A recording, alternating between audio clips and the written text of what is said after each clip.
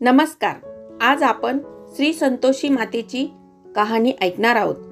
ऐका देवी संतोषी माते तुझी कहाणी. आटपाट नगर होते. तिथे एक म्हातारी राहत होती. तिला 7 मुले होते व 7 सुना होत्या. 6 मुले खूप पैसा मिळवीत, तर 7व्याला कामधंदा नव्हता, त्याला मिळकत नव्हती. म्हातारी आपल्या 6 मुलांना चांगले पदार्थ करून घालायची. 7व्याला उरले सुरलेले द्यायची. त्याला मात्र वाटायचे आपल्यावर आईचे खूप प्रेम आहे. एका सणाला म्हातारीने लाडू केले. 6 मुलांची जेवणे झाली. त्याच्या पानातील उरल्या सुरल्या चुरांचा म्हातारीने एक मोठा लाडू केला व तो 7व्याला वाढला. त्याला ही गोष्ट त्याच्या बायकोकडून कळाली. त्याला फार वाईट वाटले. त्याचा रागही आला. त्याने घर सोडून जायचे ठरविले. कुठेतरी कामधंदा मिळवून खूप पैसे कमवूनच घरी यायचं असा त्याने विचार केला. तो कपडे लत्ते घेऊन बायकोचा निरोप घ्यायला गेला. त्यावेळी त्याची बायको गोवऱ्या लिंपीत होती. निरोप घेतेवेळी त्याने बायकोला आठवण म्हणून बोटातील अंगठी काढून दिली. बायकोजवळ आठवणीसाठी काहीतरी मागू लागला. ती म्हणाली, माझ्याजवळ देण्यासारखे काहीच नाही, पण हीच माझी आठवण. असं म्हणून तिने त्याच्यावर वस्त्रावर आपला शेणाने भरलेला हात टेकला. मग तो प्रेमाने तिचा निरोप घेऊन निघाला. जाता जाता एका मोठ्या शहरात गेला. तिथे एका व्यापाऱ्याकडे नोकरीस राहिला. आपले काम कसोशीने करी, प्रामाणिकपणाने वागे. मालक त्याच्यावर फार खुश असे. पुढे मालकाने सर्व व्यापार त्याला दिला. आपण तीर्थयात्रेला निघून गेला. इकडे 7वी सून घरातील कष्टाची कामे करायची. रानात जाऊन लाकडाची मुळे आणायची, पण तिला जेवण खाणेही चांगलं मिळत नसे. कोंड्याची भाकरी, उरलेले शिळे पाके अन्न तिच्या वाटायला यायचे, पण ती पतिव्रता होती. आज ना उद्या आपला नवरा येईल, मग आपल्याला सुख मिळेल या आशेवर ती राहायची. तिच्या जावा तिला टोचून बोलायच्या. ती नवऱ्याची आठवण काढून रडायची. त्याला सुखी ठेवून सुखरूप परत आण अशी देवाची प्रार्थना करायची. एकदा ती रानात लाकडे आणण्यासाठी गेली होती. येताना तिने एके ठिकाणी काही बायका व्रत करीत असताना पाहिल्या. ती थांबली आणि तिने त्या बायांना विचारले, तुम्ही कोणता वसा वसता? कोणत्या देवाची पूजा करता? त्याने काय होते? ही पूजा कशी करावी? त्यातील एका स्त्रीने तिला संतोषी मातेचं व्रत सांगितले. शुक्रवारी पाटाभोवती रांगोळी घालावी, त्यावर पाण्याने भरलेला तांब्याचा कलश आणि त्यावर आंब्याचा डहाळा घालून ठेवावा. ताम्हणात गुळचण्याचा प्रसाद असावा. यथाशक्ती पंचोपचार पूजा करावी. संतोषी मातेची पोहती वाचावी.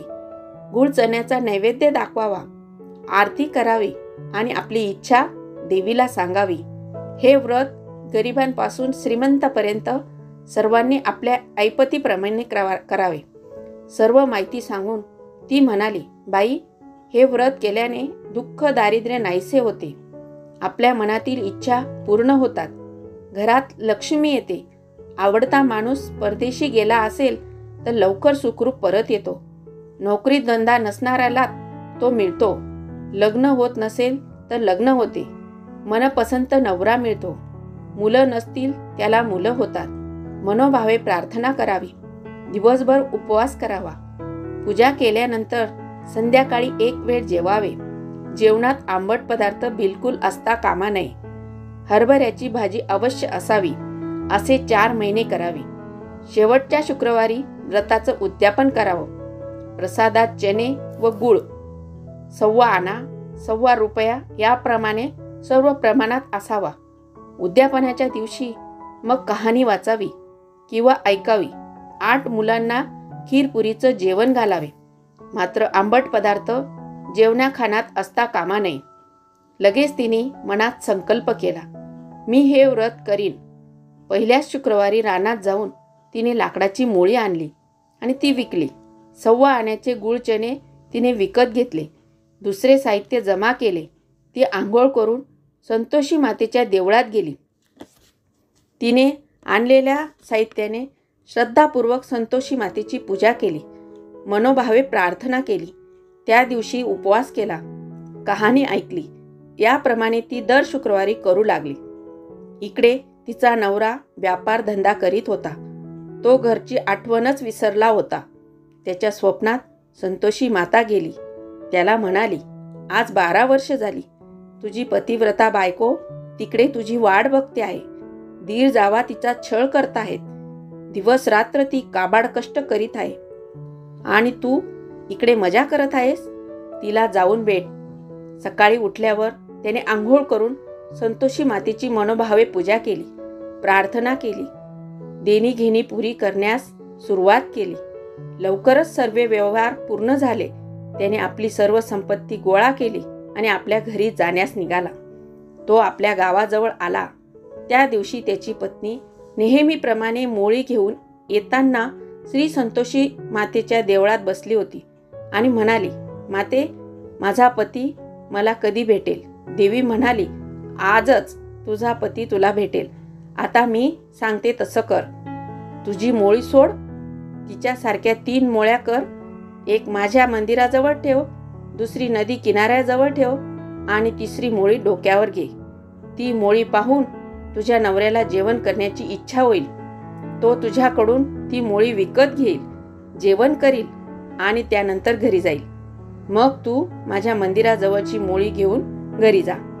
अंगणात मोळी टाकून मोठ्याने म्हण, सासूबाई, सासूबाई, ही लाकडं घ्या आणि मला माझ्या कोंड्याची भाकर आणि करवंटीत पाणी द्या. पण आज घरी पाहुणे कोण आले आहेत? तिने त्याचप्रमाणे केले. तिच्या नवऱ्याने तिच्या जवळूनच मोळी विकत घेऊन जेवण केले. तिच्या अगोदरच तिचा नवरा घरी आला होता. आईबरोबर त्याच्या गप्पागोष्टी चालल्या होत्या. इतक्यात अंगणात त्याची बायको मोळी घेऊन आली. मोळी अंगणात टाकून देवीच्या सांगण्याप्रमाणे ती मोठ्याने म्हणाली, सासूबाई, सासूबाई, ही लाकडे घ्या आणि मला कोंड्याची भाकर व करवंटीत पाणी द्या. पण आज घरी पाहुणे कोण आले आहेत? बायकोचा आवाज नवऱ्याने ओळखला. तो बाहेर आला. पाहतो तो आपण तिच्या जवळून मोळी विकत घेतली. ती तिच्या हातच्या बोटात खुनेची अंगठी दिसली. तो बायकोला भेटला आणि तो म्हणाला, देवीने सांगितले ते खरे. या लोकांनी तुझे हाल चालवले आहेत. पुढे गावातच निराळ्या जागेत ती दोघेजण स्वतंत्र राहू लागली. इतक्यात शुक्रवार आला. नवऱ्याच्या परवानगीने तिने त्या शुक्रवारी श्री संतोषी मातेची पूजा करून व्रताचे उद्यापन केले. जावांच्या मुलांना तिने जेवायला घातले. दक्षिणा म्हणून पैसे दिले. मुलांनी त्या पैशाचे आवळे, चिंचा, बोरे, करवंदे घेऊन खाल्ली. त्यामुळे देवीच्या व्रताचा भंग झाला. देवी कोपली. राजाचे शिपाई आले आणि तिच्या नवऱ्याला पकडून घेऊन गेले. ती रडत रडत संतोषी मातेच्या देवळात गेली. नमस्कार करून कळवळून ती मातेला म्हणाली, माते, तू हे काय केलेस? आधी मला हसवलेस आणि आता रडवतेस. माता, माझ्यावर कृपा कर. देवी म्हणाली, मुलांनी आंबट वस्तू खाल्ल्यामुळे माझ्या व्रताचा भंग झाला. आता घरी जा व पुन्हा उद्यापन कर.